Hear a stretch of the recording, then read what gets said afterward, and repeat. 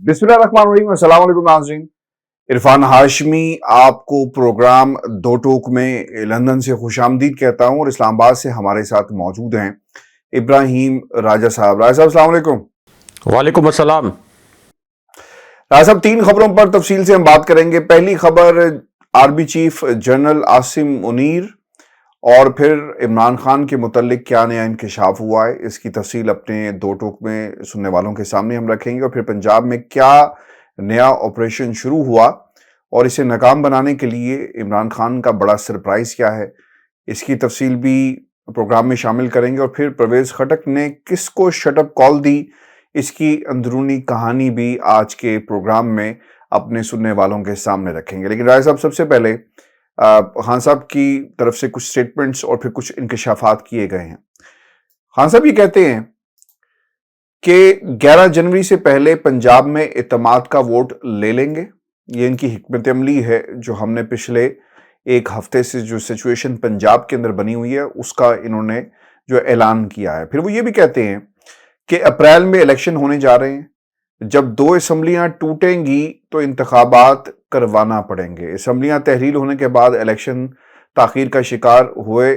तो हमें फिर भी फर्क नहीं पड़ता। हमने फौरी असम्बलियां इसलिए नहीं तोड़ी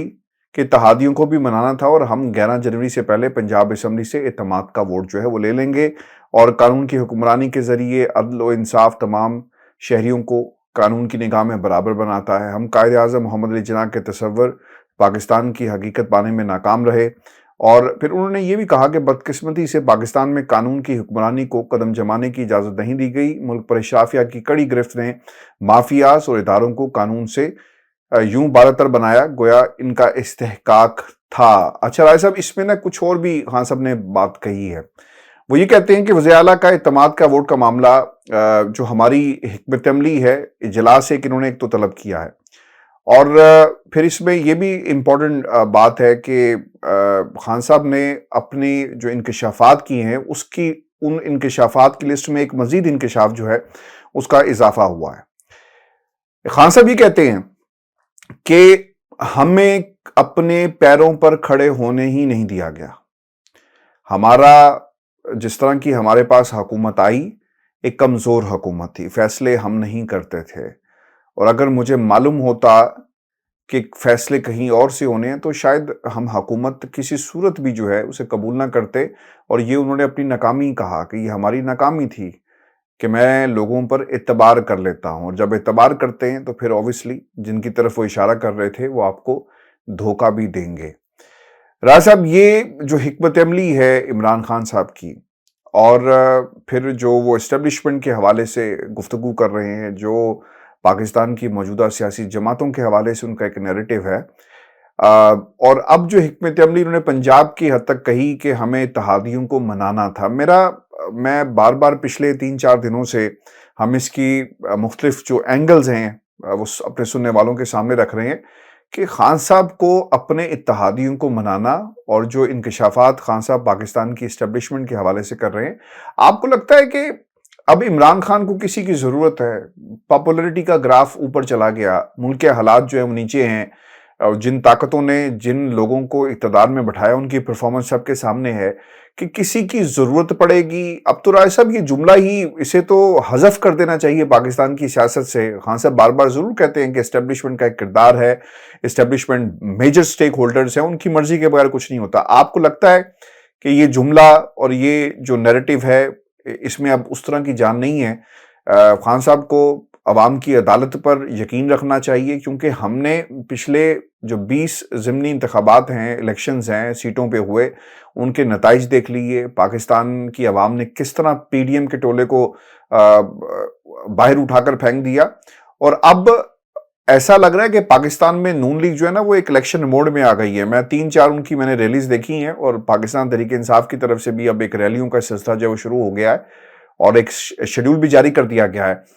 तो ऐसा लगता है कि वो भी कोशिश कर रहे हैं, लेकिन खान साहब का जो बयानिया है, जो पीडीएम के हवाले से है, जो पाकिस्तान की इस्टेब्लिशमेंट के हवाले से है, वहां पर सिर्फ और सिर्फ पाकिस्तान की अवाम की अदालत की बात करनी चाहिए। जी राय साहब।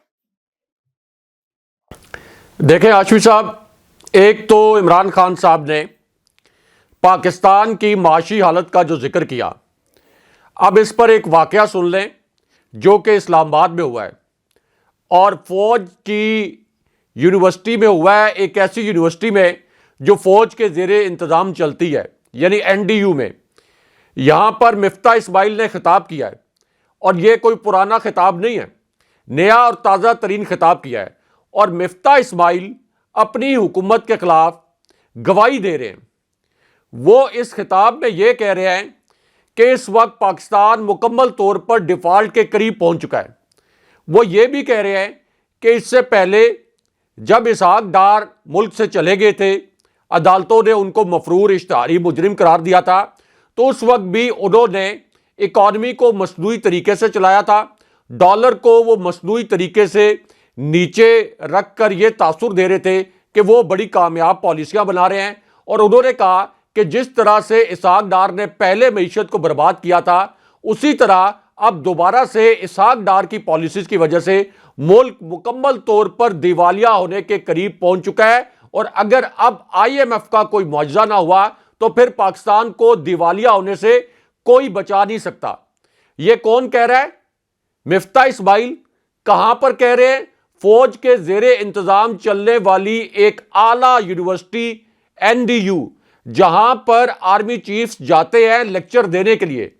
مختلف ادوار میں جو آرمی چیفز ہیں، یہاں پر جو ورکشاپ ہوتی ہے NDU میں، اس ورکشاپ میں جو شرکاء ہیں ان سے خطاب کرتے رہے ہیں۔ جناب باجوہ نے بھی یہاں پر NDU میں جو کورس تھا، آخری جو ورکشاپ تھی، اس سے خطاب کیا تھا۔ اس سے پہلے جناب فیض حمید جب DG ISI تھے، انہوں نے بھی یہاں پہ کورس کے شرکاء سے خطاب کیا تھا۔ ہاشمی صاحب، پاکستان کی جو سب سے پریسٹیجیس یونیورسٹیز ہیں ان میں سے یہ ایک یونیورسٹی ہے، اور یہاں پر مفتاح اسماعیل اپنی حکومت کے خلاف FIR کاٹ رہے ہیں اور یہ کہہ رہے ہیں کہ ملک دیوالیہ ہونے کے بالکل دہانے پر پہنچ چکا ہے، بلکہ الفاظ کوٹ ان کوٹ ان کے یہ تھے کہ اگر IMF کی جانب سے کوئی معجزہ نہ ہوا تو پاکستان 100% ڈیفالٹ کر جائے گا۔ تو اب آپ بتائیں کہ شکریہ کس کا ادا کرنا ہے؟ جناب باجوہ کا شکریہ ادا کرنا ہے، جنہوں نے اسحاق ڈار کو کرپٹ قرار دیا تھا اور یہ کہا تھا کہ اسحاق ڈار کک بیکس لیتے تھے۔ وہ ویسپا ایڈمنسٹریشن والا لوگ کچھ کہتے ہیں کہ آپ ریپیٹ کر دیتے ہیں۔ وہ سٹوری اتنی بڑی ہے ہاشمی صاحب کہ جناب باجوہ یہ کہتے تھے کہ ویسپا کی ایڈمنسٹریشن سے اسحاق ڈار نے کک بیکس مانگے، تو جب جناب باجوہ یہ سمجھتے تھے کہ اسحاق ڈار کرپٹ ہیں، اس بات پر قائل تھے، وہ یہ بھی کہتے ہیں کہ نیشنل سیکیورٹی کمیٹی جو اعلیٰ ترین سطح کا فوجی اجلاس ہوتا ہے اور فوجی اور سول اعلیٰ ترین سطح کا فورم ہے، کہ میں نے نیشنل سیکیورٹی کمیٹی میں اسحاق ڈار کی کرپشن کی شکایت کی، تو پھر جناب باجوہ کے دور میں اسحاق ڈار کو NRO کیسے ملا؟ جناب باجوہ کے دور میں شہباز شریف جو پرائم منسٹر بنے جعلی طریقے سے، ان کے طیارے میں بیٹھ کر اسحاق ڈار کیسے واپس آئے؟ اور آج مفتاح اسماعیل یہی کہہ رہے ہیں کہ اسحاق ڈار نے دوبارہ سے پاکستان کو دیوالیہ کے قریب پہنچا دیا ہے۔ اب اسحاق ڈار کا میرٹ کیا ہے؟ میرٹ ان کا یہ ہے کہ آپ دیکھ لیں کہ اس سے پہلے جب پاکستان نے ایٹمی دھماکے کیے تھے تو اس وقت انہوں نے جو معاشی پالیسی اپنائی تھی، جو اس وقت انہوں نے فارن کرنسی کے جو اکاؤنٹس تھے پاکستان میں ان کو بھی فریز کیا تھا، آپ دیکھ لیں کہ اس سے لوگوں کو اربوں روپے کا نقصان ہوا، پاکستان کی اکانومی بیٹھ گئی۔ اس کے بعد مصنوعی طریقے سے جب انہوں نے 2013 سے اونورڈ 2018 تک چلائی اکانومی، تو اس وقت ہاشمی صاحب فوجی قیادت بار بار بریفنگز میں یہ کہتی تھی کہ اسحاق ڈار نے کینسر کر دیا ہے معیشت کو۔ DG ISPR جو کہ ISPR ایک ایسا ادارہ ہے جو کہ افواج کا ترجمان ہوتا ہے، افواج کی پالیسی بیان کرتا ہے،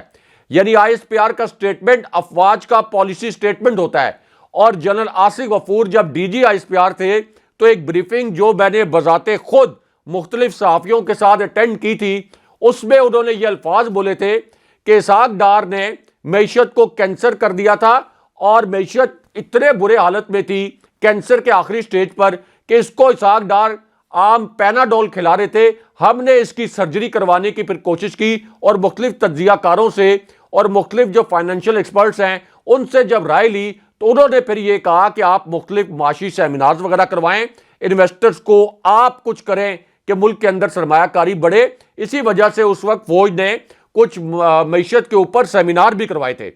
تو اب آپ اندازہ لگا لیں کہ عمران خان صاحب جب بار بار یہ کہہ رہے ہیں کہ آپ کی معیشت تباہ ہو گئی, آپ کا ملک دیوالیہ ہو گیا, ملک کے اوپر مہنگائی کا قہر نازل کر دیا, عام لوگوں کو بجلی کے 3 گنا بل دینے پڑ رہے ہیں, گیس آپ کو مل نہیں رہی, اس کے باوجود 3 گنا بل آ رہے ہیں. تو عمران خان صاحب کی جو حکومت تھی 3.5 سال کی, 5.97% پہ گروتھ ریٹ چھوڑ کر وہ گئے تھے اور 8 مہینے کے اندر اس ملک کا بیڑا غرق کر دیا. تو اب آپ بتائیں کہ ایسے حکمرانوں کو مسلط رکھنے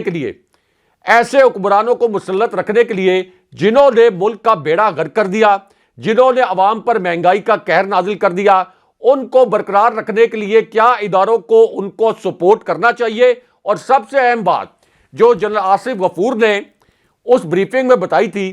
اس میں انہوں نے یہ الفاظ استعمال کیے تھے کہ معیشت آپ کی نیشنل پاور کا سب سے اہم حصہ ہوتی ہے,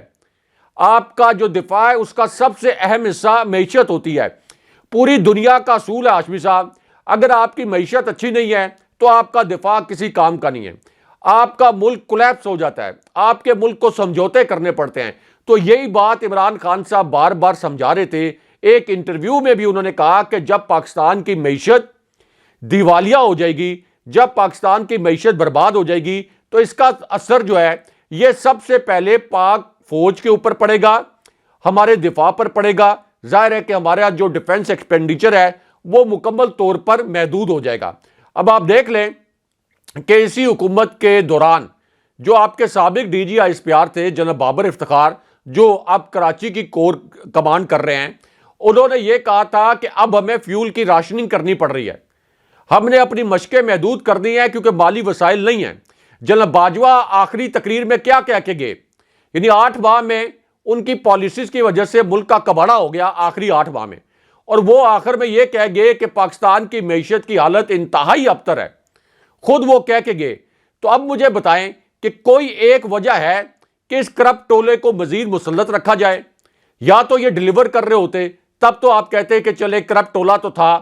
ایک رجیم چینج آپریشن بھی ہو گیا, لیکن چلے آپ کچھ ڈیلیور کر رہے ہیں. جب کچھ ڈیلیور بھی نہیں کر رہے, کرپٹ بھی ہیں, نالائق بھی ہیں, نااہل بھی ہیں, سازشی بھی ہیں, تو پھر ان کو مسلط رکھنے کے لیے آپ عوام جو 22 کروڑ عوام ہے ان کی خواہشات کو کیسے کچل سکتے ہیں. تو یہ عمران خان صاحب بار بار پیغامات بھجوا رہے ہیں متعلقہ اداروں کو. ان میں الیکشن کمیشن بھی شامل ہے, اسٹیبلشمنٹ بھی شامل ہے, سپریم کورٹ بھی شامل ہے, اور آپ کی انتظامیہ بھی شامل ہے. دوسرا جو آپ نے کہا کہ کیا عمران خان صاحب کو کسی اتحادی کی ضرورت ہے. ہاشمی صاحب آپ دیکھیں کہ 14 جماعتیں ایک طرف تھیں, 14 جماعتیں ایک طرف تھیں, الیکشن کمیشن بھی ان کے ساتھ تھا, اسٹیبلشمنٹ بھی ان کے ساتھ تھی, لیکن اس کے باوجود عمران خان صاحب نے 2 ضمنی الیکشن میں کلین سویپ کیا. تو عمران خان صاحب کو تو کسی اتحادی کی ضرورت نہیں ہے. اگر عمران خان صاحب کوئی اگریسو کیمپین نہ بھی کریں, جیسے اس سے پہلے وہ 6-7 حلقوں سے الیکشن لڑے قومی اسمبلی کے, تو تمام حلقوں میں وہ کیمپین نہیں کر سکے, ان کے لیے ممکن نہیں تھا. لیکن اس کے باوجود لوگ یہ جانتے تھے کہ عمران خان صاحب نے اسمبلی میں نہیں جانا, پارلیمنٹ میں نہیں جانا, ہمارے ووٹ جو اب ہم دے رہے ہیں اس وقت, اس سے عمران خان صاحب نے کوئی پرائم منسٹر نہیں بن جانا. لیکن اس کے باوجود عمران خان صاحب کی محبت میں اور پی ڈی ایم سے نفرت میں لوگوں نے عمران خان صاحب کے حق میں ووٹ ڈال کے عمران خان صاحب کو وہ تمام نشستیں جتوا دی. تو اس پوری صورتحال میں اگر کاف لیگ اس غلط فہمی کا شکار ہے کہ وہ عمران خان صاحب کو بلیک میل کر لے گی, تو یہ ایک آپ کہہ لیں کہ وہ اپنے سیاسی تابوت میں ایک آخری کیل ٹھونکنے جا رہے ہیں. اب ہاشمی صاحب اس کے اندر ایک اندرونی کہانی بھی ہے, کیونکہ یہ کاف لیگ نے یہ کہا کہ ہمیں آپ دیں پنجاب میں 35 نشستیں, یعنی 35 نشستوں کے اوپر تحریک انصاف اپنے امیدوار فیلڈ نہ کرے, تحریک انصاف اپنے امیدوار نہ کھڑے کرے, اور 35 نشستوں پر پھر عمران خان صاحب اور تحریک انصاف کاف لیگ کے امیدواروں کو سپورٹ کریں. اب ظاہر ہے کہ عمران خان صاحب اور تحریک انصاف جب ان 35 نشستوں پر کاف لیگ کو سپورٹ کریں گے تو کاف لیگ یہ نشستیں جیت جائے گی. لیکن یہ نشستیں ملکیت کس کی ہوں گی؟ ظاہر ہے کہ کاف لیگ کی ہوں گی. اس کے بعد وہ ایک زیادہ بارگیننگ پوزیشن میں آ جائے گی. نہیں, عمران خان صاحب کو زیادہ بلیک میلنگ آپ کی پوزیشن میں آ جائے گی. بات کاٹ رہا ہوں صاحب, آپ بالکل صحیح کہہ رہے ہیں کہ بلیک میلنگ ہو گیا اگر جیت گئے. یہ ایک سینیریو ہے نا کہ اگر جیت گئے تو پھر وہ 10 سیٹوں سے بلیک میلنگ کر رہے ہیں راج صاحب, تو 35 سے تو بالکل بلیک میلنگ ہوگی. اور پھر یہ اور وزارتیں اور پتہ نہیں کیا کیا کچھ مانگیں گے. لیکن میرا یہ سوال رائے صاحب یہاں پر ہے, آپ کو نہیں لگتا کہ یہ جو ووٹ بینک ہے وہ ہے تو پاکستان تحریک انصاف کا؟ جب پاکستان تحریک انصاف کا ووٹر دیکھے گا نا کہ جناب وہاں پر کاف لیگ کا کوئی جو امیدوار ہے وہ کھڑا ہوا ہے, وہ شاید وہ ووٹ ہی نہ دے. یہ بھی تو ہو سکتا ہے. اور جو ووٹ بینک ہے وہ محدود ہے پاکستان مسلم لیگ کاف کا, اور یہ نقطہ جو ہے وہ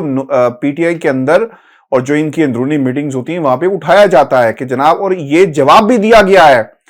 پرویز الہی صاحب کو, مونس الہی کو, کہ جناب تہاڈا تے ووٹ بینک ہی جڑا ہے بڑا محدود سا ہے, اور یہ نہ ہو کہ ہم آپ کو سیٹیں دیں اور پتہ چلے کہ وہاں پہ الیکشن کوئی اور جیت گیا ہے. تو یہ بھی اس میں ہمیں نقطہ یاد رکھنا چاہیے. دیکھیں ہاشمی صاحب, اگر یہ 35 نشستوں کے اوپر عمران خان صاحب سپورٹ کریں تو کوئی وجہ نہیں ہے کہ کاف لیگ یہ 35 نشستیں نہ جیت لے. عمران خان صاحب کے ٹکٹ پر ان نون لوگ, بالکل ان نون چہرے جو پہلی مرتبہ سیاست میں آئے, اور پی ٹی آئی پہ نہ رہے صاحب, وہ بھی پارلیمنٹ میں, لیکن یہاں پر تو کاف لیگ کا نشان ہوگا نا. مسئلہ تو یہاں پہ نشان کا ہے. جو ووٹ ڈالنے گیا ہے اسے پتا ہے کہ بلہ بلہ ہوتا ہے, اور ان کا جو نشان ہے وہ ان کا ہوگا. تو فرق تو یہ ہے کہ وہ کھمبے کو بھی کھڑا کریں گے, بلے کے نشان پہ وہ جیت جائے گا. لیکن مسئلہ یہاں پر یہ ہے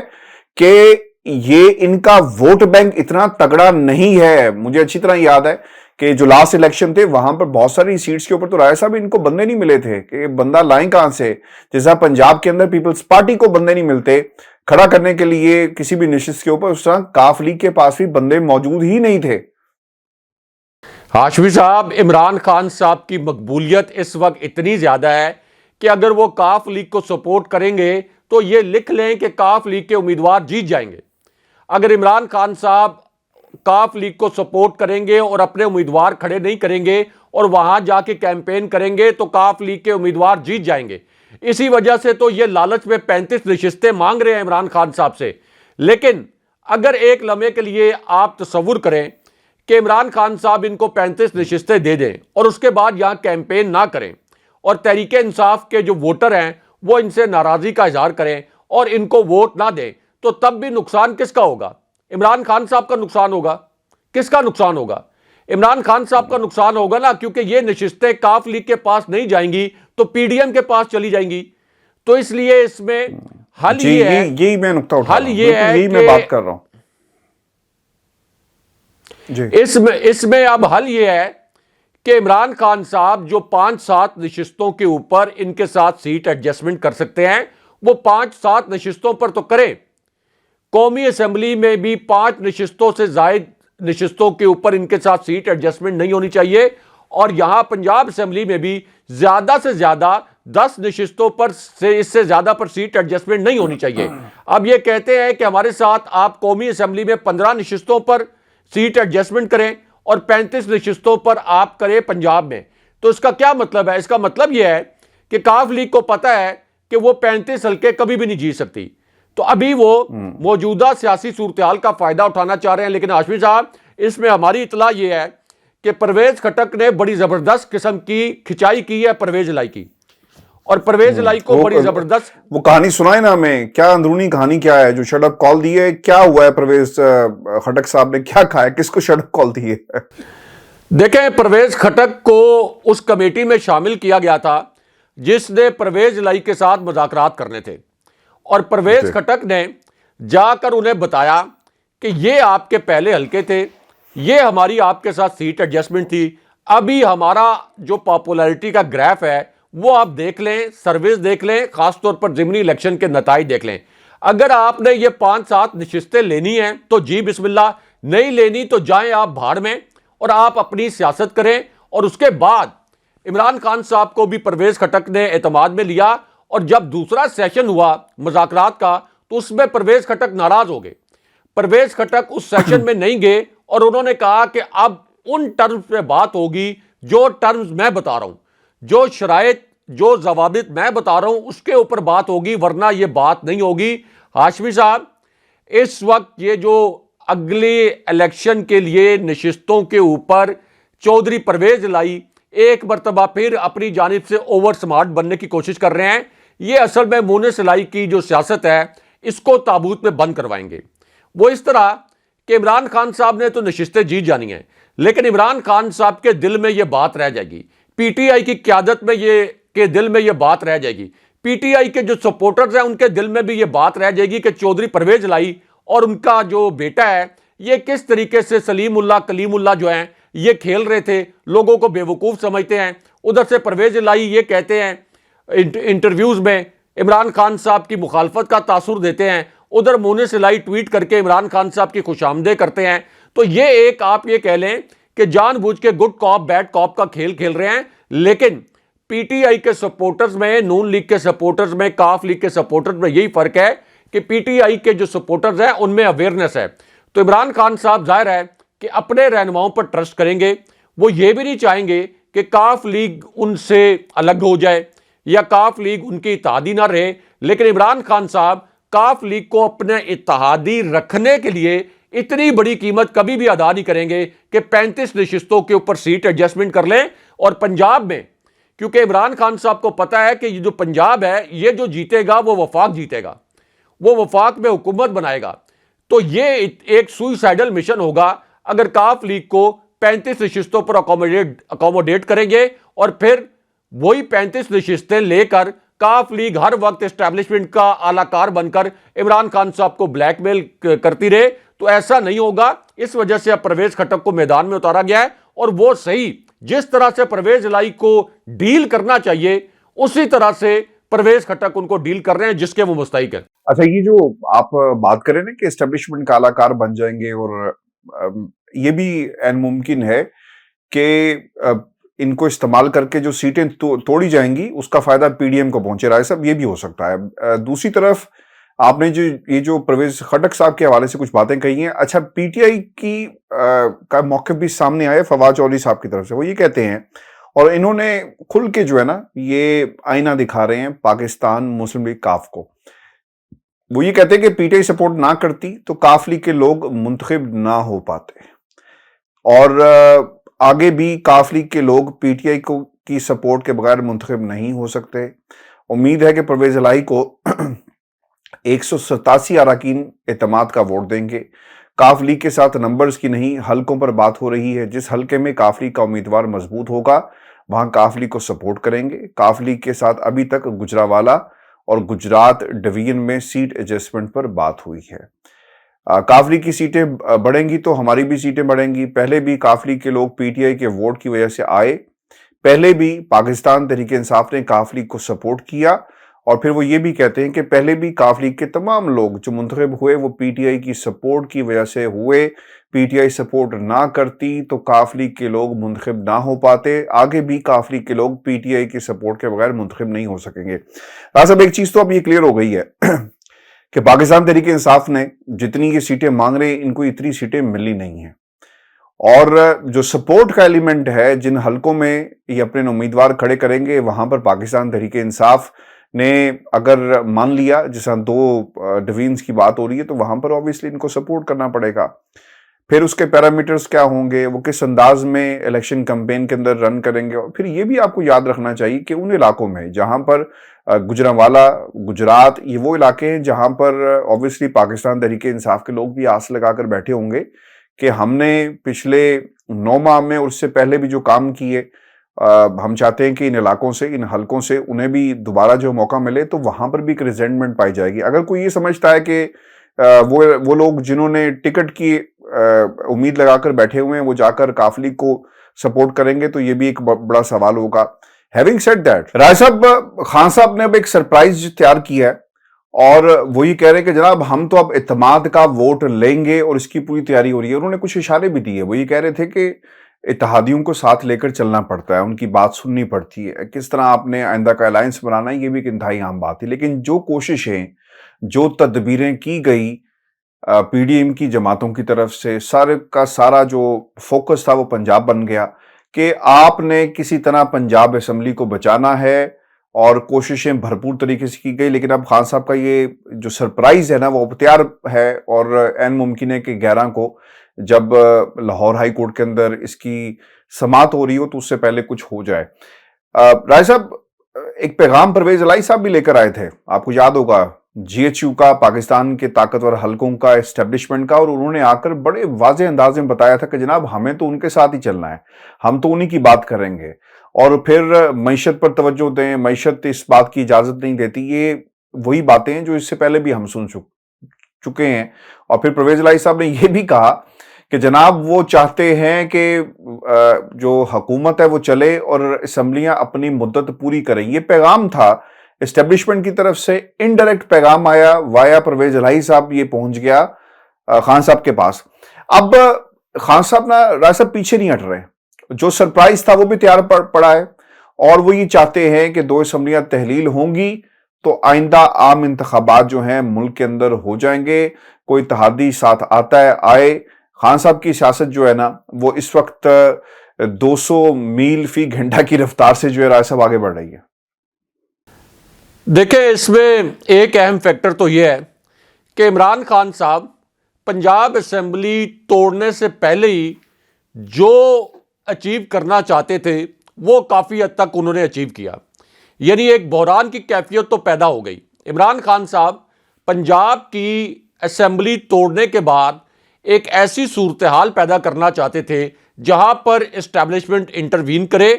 और इस्टेब्लिशमेंट को लगे कि अब हालात उनके और रियासती इदारों के और इस वक्त शहबाज शरीफ की गवर्नमेंट के हाथों से निकल रहे हैं। आप देख लें कि जिस तरीके से हड़बड़ाहट में राना सनाउल्लाह ने प्रेस कॉन्फ्रेंस की है और यह कहा है कि हम लाहौर हाई कोर्ट के फैसले के खिलाफ सुप्रीम कोर्ट जाएंगे, तो इसका मतलब यह है कि इमरान खान साहब इनको जहां तकलीफ पहुंचाना चाहते थे वो तकलीफ तो उन्होंने पहुंचा दी है। ये जो इस वक्त शहबाज शरीफ के स्टेटमेंट्स आ रहे हैं कि पंजाब असेंबली को हर सूरत बचाएंगे, तो इमरान खान साहब जहां इनको चोट लगाना चाहते थे वहां उन्होंने चोट लगाई है। अब इमरान खान साहब ने एक और बड़ा फैसला किया है जिस पर ये बड़े तिलमिला भी रहे हैं, बड़े घबराए भी हुए हैं, क्योंकि जो तहरीके इंसाफ की एक खातून रुकने असेंबली और 4 मजीद अरकान पंजाब असेंबली जो बैरून मुल्क गए हुए थे वो पांचों के पांचों हंगामी तौर पर पाकिस्तान पहुंच गए हैं। तो इसका मतलब यह है कि इमरान खान साहब ने जो ऐलान किया था कि हम अब एतमाद का वोट लेने के लिए जाएंगे, एतमाद का वोट लेने के लिए अब तहरीके इंसाफ और काफ लीग ने जाने का फैसला किया है। और उनकी अपनी असेसमेंट यह है, उन्होंने ये इंश्योर कर लिया है कि 187 वोट उनके पास हैं। कहा यह जा रहा है कि 186 वोट दरकार होंगे चूंकि ये 371 का ऐवान है, लेकिन यहां पर वसीम सज्जाद जो कि एक बड़े कानूनदान हैं और बड़े बड़े केसेस उन्होंने सुप्रीम कोर्ट में लड़े हैं, उनकी ये ओपिनियन आई है कि ये 186 वोट दरकार नहीं है चौधरी परवेज इलाही को, बल्कि उस वक्त ऐवान के अंदर जितने लोग मौजूद होंगे उनकी अक्सरियत दरकार होगी चौधरी परवेज इलाही को। ये एक उनकी ओपिनियन है। दूसरी जानिब एक सर्टन ओपिनियन ये भी है कि चौधरी परवेज इलाही को 186 वोट लेने हैं। लेकिन काफ लीग और पीटीआई इस वक्त इस बात पर तो कॉन्फिडेंट है कि ये 186 वोट वो एतमाद का वोट के जरिए हासिल कर लेंगे और उसके बाद फिर इमरान खान साहब के पास दोबारा ये ऑप्शन आ जाएगा कि वो पंजाब असेंबली तोड़ दें। अब इस पूरी सूरत हाल में हाशमी साहब, चौधरी परवेज इलाही ये कह रहे थे कि उनकी जो इमरान खान साहब से मुलाकात हुई उसमें उन्होंने ये पैगाम पहुंचाया इमरान खान साहब को कि जनाब बाजवा के मुतल्लिक कोई बात ना करें वरना आपको कुछ सियासी नुकसान होगा, या नई इस्टेब्लिशमेंट के मुतल्लिक कोई बात ना करें। और उन्होंने ये भी कहा कि इमरान खान साहब को मैंने ये भी पैगाम पहुंचाया कि मौजूदा इस्टेब्लिशमेंट चाहती है कि वफाकी हुकूमत भी अपनी मियाद पूरी करे और पंजाब हुकूमत भी अपनी मियाद पूरी करे। लेकिन हाशमी साहब, अब इमरान खान साहब से जब यह सवाल किया गया था कि क्या आपको GHQ की जानिब से या इस्टेब्लिशमेंट की जानिब से कोई पैगाम दिया गया है, किसी किस्म के राब्ते हैं, तो इमरान खान साहब का ये जो आखिरी इंटरव्यू है ताज़ा तरीन, इसमें उन्होंने कहा कि मौजूदा इस्टेब्लिशमेंट के साथ मेरा किसी किस्म का कोई राब्ता नहीं है, कोई पैगाम रसानी मेरी नई इस्टेब्लिशमेंट के साथ नहीं हुई। अलबत्ता उन्होंने फौज के सुप्रीम कमांडर यानी जो सदर आरिफ अलवी अफवाज के सुप्रीम कमांडर हैं उनके मुतल्लिक ये ज़रूर कहा कि वो इस वक्त राब्ते करते हैं या राब्ते करने का अगर कोई भी एक मैकेनिज्म है तो वो फिर सदर आरिफ अलवी ही करते हैं। लेकिन हाशमी साहब, अगर GHQ ने इमरान खान साहब को बराह रास्त कोई मनफी या मस्बत पैगाम नहीं भी भेजा तो तब भी GHQ की ख्वाहिश तो यही होगी کہ پنجاب اسمبلی نہ ٹوٹے, کے پی اسمبلی نہ ٹوٹے, کیونکہ معیشت پہلے ہی تباہ حال ہے, اور جی ایچ کیو کو بھی پتہ ہے کہ اس سے ایک بہت بڑا بحران پیدا ہوگا, جو کہ عمران خان صاحب پنجاب اسمبلی اور کے پی اسمبلی کو توڑ کر ایک آئینی بحران پیدا کر دیں گے. اب اس پوری صورتحال میں آپ کی معیشت تو پہلے ہی تباہ حال ہے, اور ظاہر ہے کہ پھر جب یہ 2 اسمبلیاں ٹوٹیں گی تو پہلے ہی شہباز شریف کی حکومت کے اوپر کوئی سرمایہ کار, کوئی آپ کا جو کاروباری انسٹیٹیوشن ہے وہ ٹرسٹ کرنے کے لیے تیار نہیں ہے, کیونکہ پتہ یہ ہے کہ یہ گورنمنٹ جو ہے یہ زیادہ سے زیادہ 3-4 ماہ اس کو مسلط رکھا جا سکتا ہے. اس کے بعد جب الیکشن ہوں گے تو عمران خان صاحب کی فتح یقینی ہے, کیونکہ جتنی بھی اسیسمنٹ اس وقت آ رہی ہیں وہ یہ ہیں کہ جتنے ریاستی ادارے ہیں انہوں نے اچھے طریقے سے پلس چیک کر لی, سرویز کروا لیے. ان کو بھی پتہ ہے کہ عمران خان صاحب کو اگلے الیکشن میں ہرانا ناممکن ہو جائے گا, یعنی دھاندلی کے بجائے آپ دھاندلا بھی کر لیں گے تو عمران خان صاحب کو نہیں ہرا سکتے, سوائے اس کے کہ آپ الیکشن کو 2-3 سال کے لیے پوسٹ پون کر دیں. لیکن اگر آپ ایسا کریں گے تو پھر ایک ایسا عوامی سونامی آئے گا جس کو کوئی آپ کی پولیس, کوئی سپریم کورٹ, کوئی الیکشن, کوئی فوج نہیں روک سکے گا. تو اس لیے میں یہ سمجھتا ہوں کہ عمران خان صاحب نے پنجاب اسمبلی توڑے بغیر بھی آدھا پرپز حاصل کر لیا ہے. اب ان کا یہ جو سرپرائز ہے کہ اعتماد کا ووٹ لینے کا, اس میں بھی وہ کامیاب ہو جائیں گے, اور اس کے بعد اگر وہ پنجاب اسمبلی توڑتے ہیں اور سپریم کورٹ سبمسو ہو کر کوئی شریف مافیا کے خلاف ان کے حق میں فیصلہ اگر سبمسو ہو کے ان کے حق میں فیصلہ نہیں دیتی, تو کوئی وجہ نہیں ہے کہ عمران خان صاحب جو نئے الیکشن کی بات کر رہے ہیں, جس طرح سے انہوں نے اب تاریخ دی ہے کہ مارچ یا اپریل میں الیکشن دیکھ رہا ہوں, تو وہ اسی وجہ سے یہ مارچ یا اپریل میں الیکشن کی بات کر رہے ہیں کہ ان کو پتہ ہے کہ پنجاب اسمبلی اور کے پی اسمبلی ٹوٹنے سے اتنا بڑا بحران پیدا ہو جائے گا کہ کوئی بھی ادارہ پھر یہ نہیں چاہے گا کہ یہ جو سیٹ اپ ہے یہ کسی بھی صورت جو ہے وہ سپٹمبر اکتوبر تک چلے, یا یہ جو ایک نیا شوشہ چھوڑا گیا ہے کہ یہ اگلے سال اکتوبر تک چلایا جائے. اگلے سال اکتوبر کیا یہ پاکستان ان کی کوئی ذاتی جاگیر ہے, ان کے بچوں کی جاگیر ہے, ان کی موروثی جائیداد ہے کہ یہ کہتے ہیں کہ یہ گورنمنٹ جو ہے یہ اگلے سال تک چلے, یعنی اپنا ٹینیور پورا کرنے کے بعد بھی 1 سال یہ ٹینیور بڑھا لیں. تو ہاشمی صاحب یہ تو اصل میں